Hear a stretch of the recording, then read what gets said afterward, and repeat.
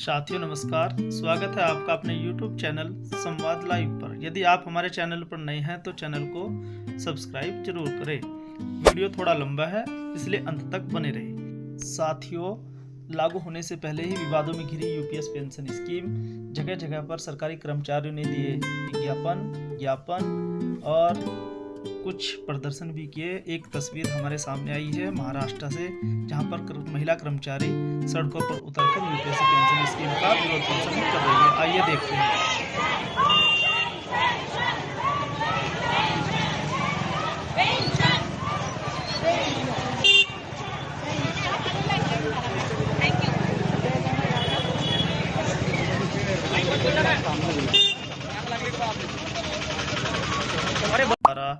जब से UPS pension scheme को मंजूरी दी गई तो तब से ही देश के जाने माने अखबारों मीडिया घरानों ने इस खबर को प्रमुखता से छापा और प्रसारित किया।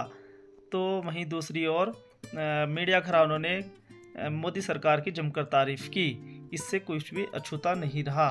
वहीं दूसरी ओर विपक्षी दल यानी राज्यसभा में विपक्ष दल के नेता मल्लिकार्जुन खड़गे ने तो इसे मोदी सरकार का यू टर्न कहा। और जाने माने आप पार्टी के सांसद संजय सिंह ने यूपीएस को लेकर क्या कहा। Pension scheme new pension scheme से भी ज्यादा बदतर और खराब है, और ये देश के कर्मचारियों के साथ एक बहुत बड़ा धोखा है। और इस पेंशन स्कीम से आपने देश के अर्धसैनिक बलों को निकालकर बाहर कर दिया। वो इस दायरे में नहीं आएंगे। देश के पैरामिलिट्री फोर्सेस इस दायरे में नहीं आएंगे, क्योंकि उनकी 25 साल की सर्विस होती ही नहीं। तो जब उनकी 25 साल की नौकरी होगी तभी आप यूनिफाइड पेंशन स्कीम का लाभ उनको देंगे, वरना 10,000 रुपए की पेंशन उनको मिलेगी। दूसरी बात इसमें क्या है कि जब से आपने अपनी नौकरी शुरू की, मान लीजिए आपने 40 साल नौकरी की, तो हर महीने आपका 10% सैलरी से कटेगा पेंशन के नाम पे, और उसके बाद पूरा पैसा सरकार अपने पास रख लेगी। मान लीजिए 1 लाख की सैलरी है, 40 साल आपने नौकरी की, कभी 2 लाख होगी सैलरी आगे बढ़ के आपकी, कभी 3 लाख होगी। जितना पैसा आता है 10% के हिसाब से, वो पूरा का पूरा पैसा सरकार रख लेगी अपने पास। उसके बाद क्या करेंगे, अंतिम के 12 महीने जो हैं उसका एवरेज निकालकर 6 महीने की तनख्वाह आपको कैश में दे देंगे, और फिर ये कह रहे हैं कि एवरेज सैलरी निकाल के आपको आधा पेंशन देंगे। पहले तो आपने एक बहुत बड़ा अमाउंट कर्मचारियों का मार लिया, लाखों रुपए जो अपनी पूरी जिंदगी में उनकी 10% कटौती के नाम पे इकट्ठा होगा। दूसरी चीज, आपने इससे अर्धसैनिक बलों को बाहर कर दिया। बड़ी संख्या में आपने इसमें कह दिया 25 साल की जब न्यूनतम आपकी सर्विस होगी, 20 साल से बढ़ा के उसको 25 साल कर दिया कि न्यूनतम सर्विस जब आपकी 25 साल की होगी तभी आप इस यूनिफाइड पेंशन स्कीम के दायरे में आएंगे। तो कुल मिलाकर ये एनपीएस से भी ज्यादा बदतर यूपीएस आया है, और देश के कर्मचारियों के साथ एक बहुत बड़ा धोखा मोदी सरकार ने किया है, जिसको इस देश के कर्मचारी समझते हैं। देश के जाने माने राजनीतिक विश्लेषकों का मानना है कि मोदी का यू टर्न लेना कहीं ना कहीं कर्मचारियों की नाराजगी को दर्शाता है। कर्मचारियों ने पिछले हुए विधानसभा के चुनाव और लोकसभा के चुनाव में जमकर बीजेपी के खिलाफ बैलेट पेपर से वोट किया। तो इसको लेकर भी राजनीतिक विश्लेषकों का मानना है कि मोदी को कहीं ना कहीं यू टर्न लेना पड़ा है अपनी इस एनपीएस स्कीम को लेकर। तो आज एनपीएस और ओपीएस का जो मुद्दा है यह एक राजनीतिक मुद्दा बन चुका है, जिसको लेकर समय समय पर बहुत सारे टीवी में लगातार डिबेट होती रहती है। तो एक डिबेट है जिसका हम आपको कुछ शीर्षक दिखाना चाहेंगे कि उसमें भी ओपीएस को लेकर, ओपीएस बनाम एनपीएस बनाम यूपीएस को लेकर किस प्रकार से चर्चा हो रही है। इसको लेकर न्यूज़ 24 पर हो रही डिबेट की चर्चा आज सरेआम है। आइए हम भी इसके कुछ अंश आपको दिखाते हैं। अब मैं समझना चाहूंगी ये ओपीएस और यूपीएस का गणित, जिसको लेकर अब राजनीतिक जो घमासान हमें दिख रहा है, विपक्ष फिर से यहां पर आरोप प्रत्यारोप का दौर शुरू हो चुका है। कर्मचारी संगठन भी कुछ खुश नजर आ रहे हैं तो कुछ एक बार फिर से ओपीएस की ही बहाली हो उसके लिए नई लड़ाई लड़ने की बात कर रहे हैं। विजय कुमार बंधु हमारे साथ इसी सिलसिले में मौजूद है। तो क्या ओपीएस के बदले ये यूपीएस, ये पेंशन की टेंशन खत्म हो गई है या एक नए राजनीतिक घमासान की यहां से शुरुआत दिख रही है? क्योंकि जिस तरह से यह फैसला लिया गया है, कई तरह के तर्क सामने आ रहे हैं। लोकसभा चुनाव के नतीजों का यह दबाव हो सकता है, आने वाले विधानसभा चुनाव के को लेकर भी ठीक उससे पहले यह ऐलान करना, क्या उसका यह दबाव है? आप किस तरह से इसको देख रहे हैं? क्या विपक्ष का एजेंडा यहीं रुक जाएगा? पहले तो पूजा, आप ये सरल शब्दों में कह के हमको ज्यादा उलझा देती हैं। तो सवाल ये है कि यूपीएस जो आया है, यूनिफाइड पेंशन स्कीम, सबसे पहले ये जानने की जरूरत है कि यूपीएस, ओपीएस और एनपीएस, ये 3 तरह की पेंशन स्कीम जो देश में चल रही है, तीसरी की कल घोषणा हुई है, इसमें बेसिक अंतर क्या है? देखिए, ओपीएस सिर्फ केंद्रीय कर्मचारियों, सिर्फ सरकारी कर्मचारियों के लिए था, old pension scheme. NPS, new pension scheme, सरकारी और निजी दोनों तरह के कर्मचारियों पर लागू होती है, और इसी तरह से यूपीएस सरकारी कर्मचारियों के लिए। अब ये केंद्र सरकार ने अपने लिए 23 लाख उनके जो कर्मचारी हैं उनके लिए इसकी घोषणा की है। हालांकि राज्यों को भी उन्होंने कहा है कि जो राज्य चाहे इसको लागू कर सकते हैं। ओपीएस में पेंशन मिलती थी, जो लास्ट सैलरी आप जिस अंतिम महीने की जब आप रिटायर होते थे उसका फीस 50%।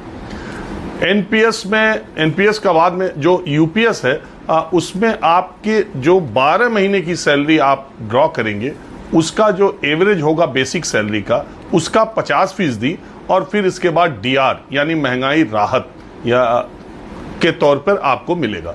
वो मोटे तौर पर वैसा ही होगा जो ओपीएस की तरह था। ओपीएस में 20 साल की सर्विस के बाद ही आप पेंशन पाने के हकदार हो जाते थे। यूपीएस आपको 25 साल की नौकरी, 50% पेंशन के लिए 25 साल की नौकरी पानी होगी। लेकिन यूपीएस में एक चीज और है कि अगर आपकी नौकरी 25 साल से कम है और 10 साल से ज्यादा है तो आनुपातिक लाभ आपको मिलेगा। 10 साल की नौकरी वाले को मिनिमम 10,000 रुपए मिलेंगे। अब एनपीएस में क्या, ओपीएस और एनपीएस में क्या अंतर है, और यूपीएस में एक और आप बात समझिए। पेंशन फंड में एम्प्लॉय की सैलरी का 10% जो कंट्रीब्यूशन होगा, पेंशन फंड में 10% कंट्रीब्यूशन एम्प्लॉय का होगा और 14% सरकार का होगा। ये एनपीएस में था। यूपीएस में 10% एम्प्लॉय का कंट्रीब्यूशन होगा, लेकिन सरकार की तरफ से जो एनपीएस में 14% था उसको अब 18.5% बढ़ा दिया गया। ओपीएस जो कि पुरानी पेंशन स्कीम है, उसमें कर्मचारी का कोई योगदान नहीं होता था, यानी कर्मचारी का जो 10% योगदान एनपीएस का है वो यूपीएस में भी बना रहेगा। तो जो सरकारी कर्मचारी इसका विरोध कर रहे हैं वो यही कह रहे हैं कि हमारा कंट्रीब्यूशन लेकर के फिर हम ही को पैसा दे रहे हो। पहले तो 10 और 14 का स्कीम थी, अब 10 और 18.5 का हो गया। कई राज्यों में भारतीय जनता पार्टी के शासित राज्यों में दबाव भी है। 4 राज्यों में विधानसभा चुनाव है, उससे इसको जोड़ करके देखा भी जाएगा। पुरानी पेंशन को लेकर सरकार भी अपना रुख साफ कर चुकी है। सरकार का कहना है कि पुरानी पेंशन पर अब लौटना मुमकिन नहीं है, इससे सरकारी खजाने पर बहुत अधिक भार पड़ेगा। लोकसभा में सांसद धर्मेंद्र यादव ओपीएस की मांग करते हैं। जब बीजेपी की सरकार, जब बीजेपी के लोग विपक्ष में रहे तो ओपीएस की बातें किए। 10 साल से आप सत्ता चला रहे हो, 11वां बजट पेश कर रहे हो। पूरा देश आज ओपीएस के लिए, सरकारी कर्मचारी परेशान है। कहीं ओपीएस की चर्चा नहीं है, पुरानी पेंशन की कोई चर्चा नहीं है। सभापति महोदय, पुरानी पेंशन तो पुरानी पेंशन, हम मांग करते हैं। बहुत बड़े राष्ट्रभक्त आप बनते हो, मैं मांग करता हूं देश के पैरामिलिट्री फोर्सेस को आप पुरानी पेंशन दीजिए। मैं मांग करता हूं, आप राष्ट्रभक्त हैं ना, सीमा पे जो सुरक्षा कर रहे हैं, जो शहादत झेल रहे हैं, मेरी मांग है कि आप उनकी ओपीएस दीजिए। ओपीएस के राष्ट्रीय अध्यक्ष विजय कुमार बंधु ने कहा कि यूपीएस और ओपीएस में दिन रात का अंतर है। हमें केवल और केवल ओपीएस चाहिए, हमें इससे बढ़कर कुछ नहीं है। आइए सुनते हैं। जिन लोगों ने इसको बनाया, जिन लोगों ने इसमें सुझाव दिया, जिन लोगों ने इस ड्राफ्ट को तैयार किया शायद वो जन्नत की हकीकत से परिचित नहीं है, शायद वो हमारे आपके दर्द से परिचित नहीं है, और इसीलिए उन्होंने एक नया शिगुफा, एक नया चीज़ सामने ला के दे दिया।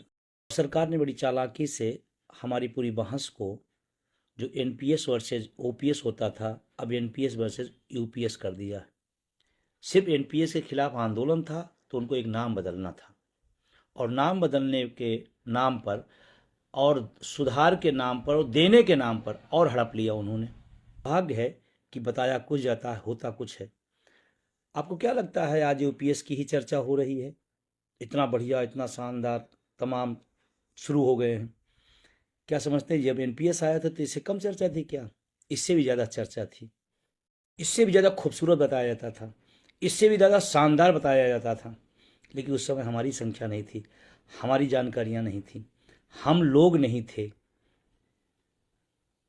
साथियों, अभी के लिए इतना ही। एनपीएस, ओपीएस, यूपीएस पर आपकी क्या राय है हमें कमेंट करके ज़रूर बताएं।